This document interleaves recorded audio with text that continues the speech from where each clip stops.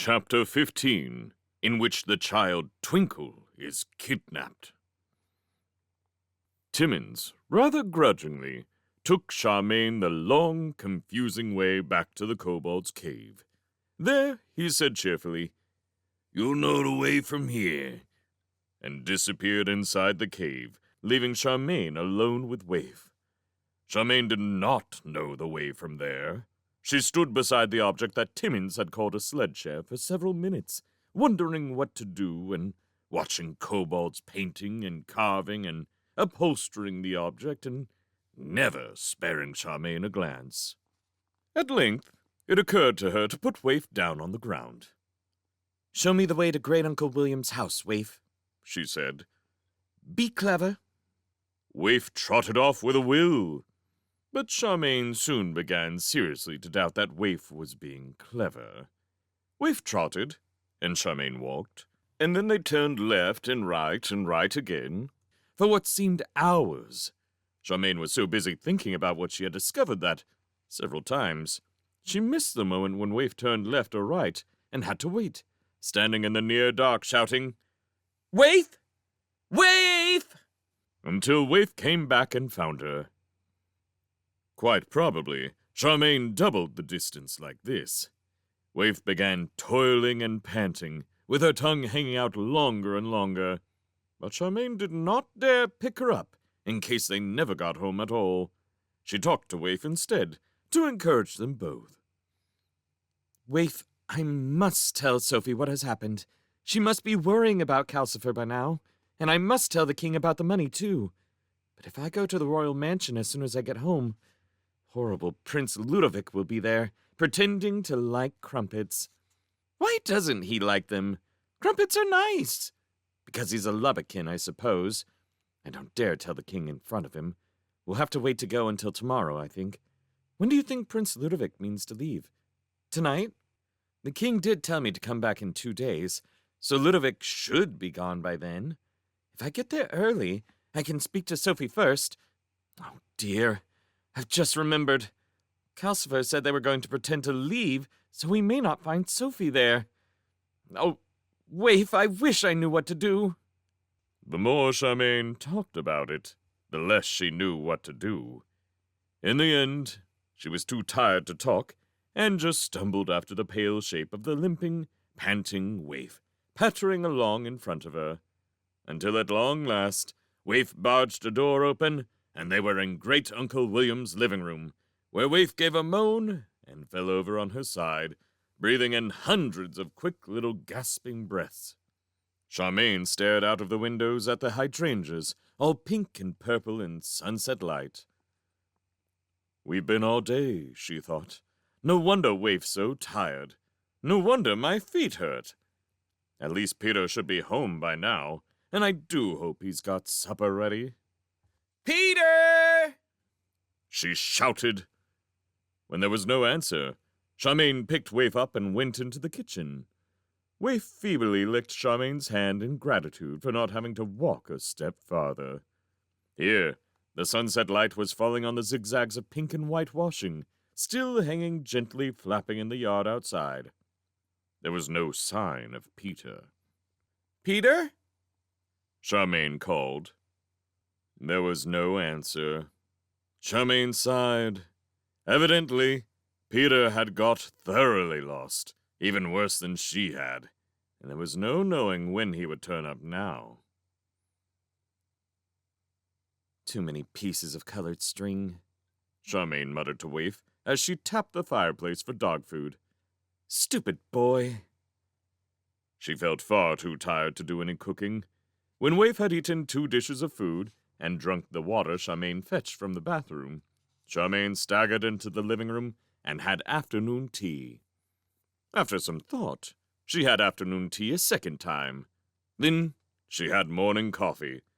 Then she wondered whether to go to the kitchen and have breakfast, but found that she was too tired and picked up a book instead. A long time later, Waif woke her up by climbing on the sofa beside her. "Oh, bother this," Charmaine said. She went to bed without even trying to wash, and fell asleep with her glasses still on her nose. When she woke next morning, she could hear that Peter was back. There was bathroom noises and footsteps, and the sound of doors opening and shutting. He sounds awfully brisk, Charmaine thought. I wish I did. But she knew she really had to get to the royal mansion today, so she groaned and got up. She dug out her last set of clean clothes and took such great care washing and doing her hair that Waif arrived anxiously from somewhere to fetch her. Yes, breakfast. All right, I know, Charmaine said. The trouble is, she admitted as she picked Waif up, I'm scared of that colorless gentleman. I think he's even worse than the prince. She shoved the door open with one foot, turned left into the kitchen, where she stopped and stared. A strange woman was sitting at the kitchen table, calmly eating breakfast. She was the kind of woman who you know at once is completely efficient. She had efficiency all over her narrow, sun-weathered face, and competence all over her strong, narrow hands. Those hands were busy efficiently cutting up a mighty pile of pancakes and syrup, and slicing the stack of crispy bacon beside it. Charmaine stared, both at the pancakes and the woman's clothes. She wore bright, faded flounces all over, and a colorful scarf across her faded, fairish hair. The woman turned and stared back. Who are you? They both said at once, the woman with her mouth full. I'm Charmaine Baker, Charmaine said. I'm here to look after Great Uncle William's house while he's away being cured by the elves. The woman swallowed her mouthful. Good, she said. I'm glad to see he left someone in charge. I didn't like to think of the dog being left all alone with Peter. She's been fed, by the way. Peter's not a dog person. Is Peter still asleep? Said Charmaine. I'm not sure.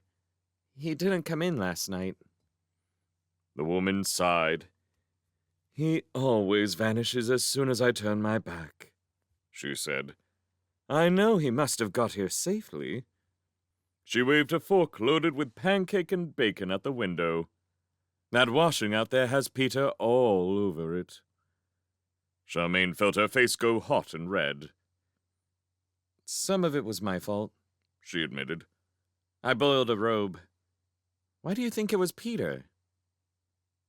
Because, said the woman, he has never been able to get a spell right in his life. I should know. I'm his mother. Charmaine was rather shaken to realize she was talking to the Witch of Montalbino. She was impressed. Of course Peter's mother is hyper-efficient, she thought. But what is she doing here? I thought you'd gone to Ingery, she said. I had, said the witch. I'd got as far as Strangia when Queen Beatrice told me that Wizard Howl had gone to High Norland. So back I came across the mountains and dropped in on the elves, where they told me that Wizard Norland was with them. I was extremely alarmed then, because I realized that Peter was probably all alone here. I'd sent him to be safe, you see. I came here at once. I think Peter was safe, Charmaine said. Or he was until he got lost yesterday. He'll be safe now that I'm here, the witch said. I can feel he's somewhere quite near. She sighed. I suppose I'll have to go and look for him. He doesn't know his right hand from his left, you see. I know, Charmaine said. He uses colored string. He's quite efficient, really. But she thought as she spoke that to someone as super efficient as the Witch of Montalbino, Peter was bound to seem as hopeless as Peter thought Charmaine herself was. Parents, she thought. She put Waif on the floor and asked politely. Excuse me for asking, but how did you get the breakfast spell to send you those pancakes? By giving the right order, of course, said the witch. Want some? Charmaine nodded. The witch flicked efficient fingers toward the fireplace. Breakfast, she commanded, with pancakes, bacon, juice, and coffee. The loaded tray appeared at once, with a most satisfactory heap of pancakes trickling in syrup in the center of it. See? Said the witch. Thank you, Charmaine said, gratefully taking hold of the tray. Waif's nose tilted up at the smell, and she ran round in little circles, squeaking. It was clear that to Waif, being fed by the witch did not count as proper breakfast. Charmaine put the tray on the table and gave Waif the crunchiest piece of bacon. That's an enchanting dog you've got there, the witch remarked, going back to her own breakfast. She is rather sweet, Charmaine admitted, as she sat down and began to enjoy the pancakes. No, I didn't mean that, the witch said impatiently. I never gush. I meant that it is what she is, an enchanting dog. She ate more pancake and added with her mouthful, Enchanting dogs are quite rare and very magical. This one is doing you a great honor by adopting you as her human. I'm guessing that she even changed her sex to match yours. I hope you appreciate her as you should. Yes, said Charmaine. I do. And I'd almost rather have breakfast with Princess Hilda, she thought. Why does she have to be so severe? She went on with her breakfast, remembering that Great-Uncle William had seemed to think that Waif was a male dog.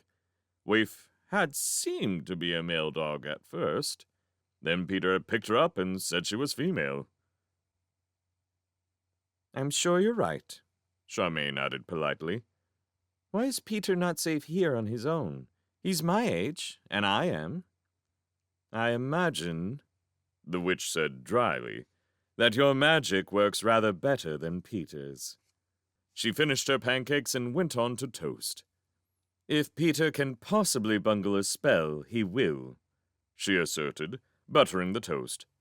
Don't tell me, she said, taking a large, crunchy bite, because I won't believe you that your magic doesn't do exactly what you mean it to, however you do it. Charmaine thought of the flying spell and the plumbing spell, and then of Rollo in the bag and said, Yes, through a mouthful of pancake. I suppose.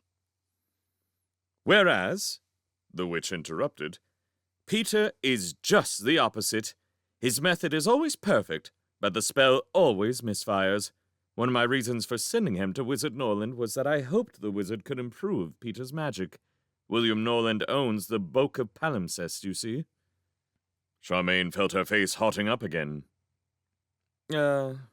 She said, passing Waif half a pancake. What does the Book of Palimpsest do, then? That dog will be too fat to walk if you go on feeding her like that, said the witch.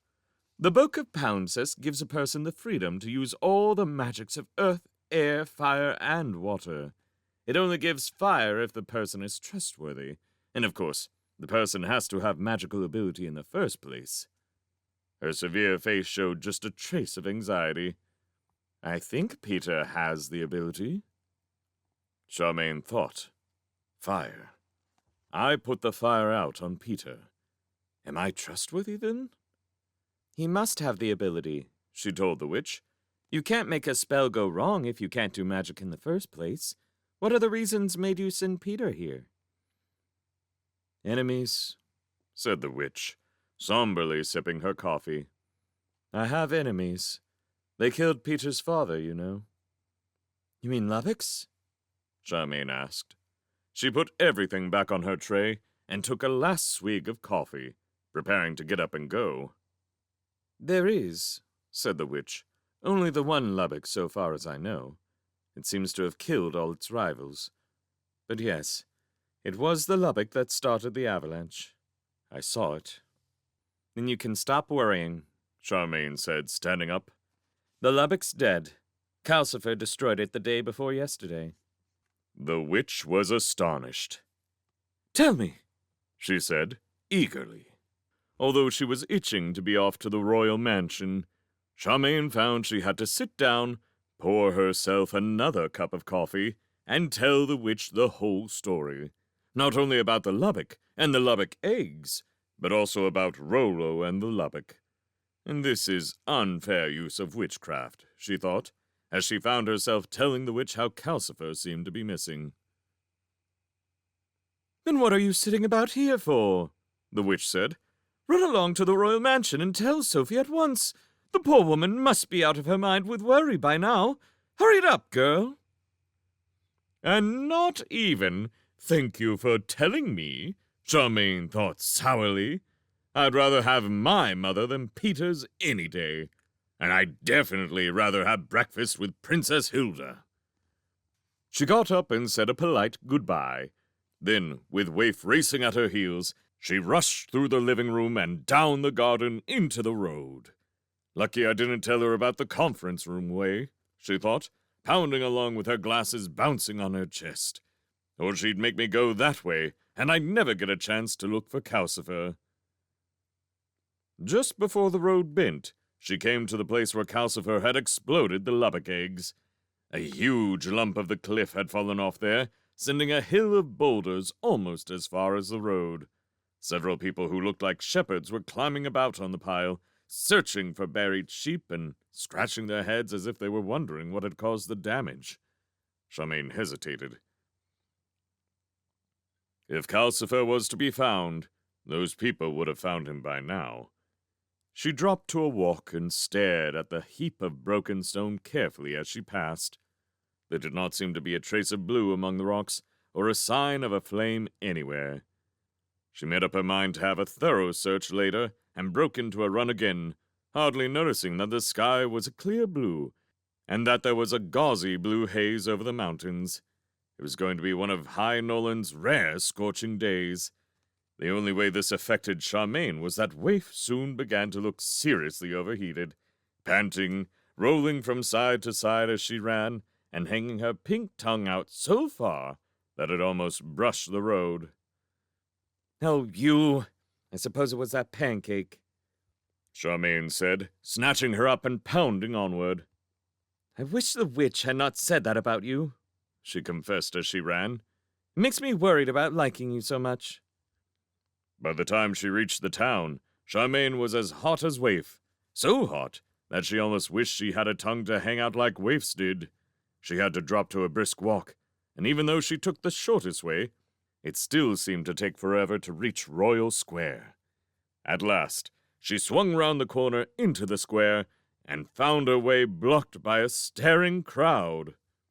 Half the citizens of High Nolan seemed to be gathered there to stare at the new building standing a few feet away from the royal mansion. It was almost as tall as the mansion, long and dark and coaly looking, and it had a turret on each corner. It was the castle Charmaine had last seen, floating vaguely and sadly away from the mountains. She stared at it in as much amazement as everyone else in the square. How did it get here? People were asking one another, as Charmaine tried to push her way toward it. However did it fit? Charmaine looked at the 4 roads that led into Royal Square and wondered the same thing. None of the roads was more than half as wide as the castle was, but there it sat, solid and tall, as if it had built itself in the square overnight. Charmaine elbowed her way toward it with growing curiosity. As she came close under its walls, blue fire leaped from one of the turrets and plunged toward her. Charmaine ducked. Waif wriggled. Someone screamed. Everyone in the crowd backed away in a hurry and left Charmaine standing there on her own, facing a blue teardrop of flame hovering just level with her face. Waif's frayed tail pounded on Charmaine's arm, wagging a greeting. "If you're going into the mansion," Calcifer crackled at them, "tell them to hurry it up. I can't keep the castle here all morning." Charmaine was almost too delighted to speak. "I thought you were dead," she managed to say. "What happened?" Calcifer bobbled in the air and seemed a trifle ashamed. "I must have knocked myself silly," he confessed. "I was under a heap of rocks somehow. It took me all yesterday to worm my way out. When I did get out, I had to find the castle. It had gone drifting off for miles. I've only just got it here, ready. Tell Sophie. She was supposed to be pretending to leave today. And tell her I'm almost out of logs to burn. That should fetch her." "I will," Charmaine promised. "Are you sure you're all right?" "Just hungry," Calcifer said. Logs, remember. Logs, Charmaine agreed, and went up the steps to the mansion door, feeling suddenly that life was very much better and happier and freer than it had seemed before. Sim opened the great door to her surprisingly quick. He looked out at the castle and staring crowd and shook his head. Miss Charming, He said. this is surely becoming a rather difficult morning. I'm not sure that His Majesty is quite ready to begin work in the library yet. But do please to come inside. Thanks, Charmaine said, putting Waif down on the floor. I don't mind waiting. I have to speak to Sophie first anyway. Sophie, Mrs. Pendragon, that is to say, Sim said as he heaved the door shut. Seems to be some of the difficulty this morning. The princess is highly put out, but come this way, and you will see what I mean. He shuffled away down the damp corridor, beckoning Charmaine to follow. Before they even got to the corner, to the place where the stone stairs came down, Charmaine could hear the voice of Jamal the cook saying, And how is a person to know what to cook when guests are always leaving and not leaving and then leaving again, I ask you? This was followed by fruity growls from Jamal's dog and quite a chorus of other voices. Sophie was standing in the space below the stairs, holding Morgan in her arms, with Twinkle clinging anxiously and angelically to her skirt, while the fat nursemaid stood by looking useless as usual. Princess Hilda stood by the stairs, more intensely royal and polite than Charmaine had ever seen her, and the king was there too, red in the face and obviously in a right royal rage. One look at all their faces, and Charmaine knew that there was no point in mentioning logs here yet. Prince Ludovic was leaning on the end of the banisters, looking amused and superior. His lady was beside him, looking disdainful, in what was very nearly a ball dress, and to Charmaine's dismay, the colorless gentleman was there too, respectfully beside the prince. You wouldn't think that he'd just been robbing the king of all his money. The beast, Charmaine thought. I call this an utter abuse of my daughter's hospitality, the king was saying. You had no right to make promises you don't intend to keep. If you were one of our subjects, we would forbid you to leave. Sophie said, trying to sound dignified. I do mean to keep my promise, sire, but you can't expect me to stay when my child has been threatened. If you'll let me take him away to safety first, then I'll be free to do whatever Princess Hilda wants. Charmaine saw Sophie's problem. With Prince Ludovic and the colorless gentleman standing there, she dare not say that she was only pretending to leave, and she did have to keep Morgan safe somehow. The king said angrily, Don't give us any more false promises, young woman. By Charmaine's feet, Waif suddenly began growling. Behind the king, Prince Ludovic laughed and clicked his fingers. What followed took everyone by surprise. The nursemaid and the prince's young lady both burst out of their dresses. The nursemaid became a burly purple person with glistening muscles and bare clawed feet. The prince's lady's ball dress peeled away to show a thick, mauve body in a black leotard that had holes cut in the back to make room for a pair of useless-looking, small purple wings. Both Lubbekins advanced on Sophie with big, purple hands outstretched. Sophie yelled something and whirled Morgan away from the clutching hands. Morgan yelled too, in surprise and terror. Everything else was drowned out by the high yapping of Waif and immense fruity growls from Jamal's dog as it charged after the prince's lady. Before the dog could get near either Lubbekin, the prince's lady, little wings whirring, had dived on Twinkle and snatched him up. Twinkle screamed and flailed blue velvet legs. The nursemaid Lubbekin put herself in front of Sophie to stop her trying to rescue Twinkle. You see, Prince Ludovic said, you are leaving, or your child suffers.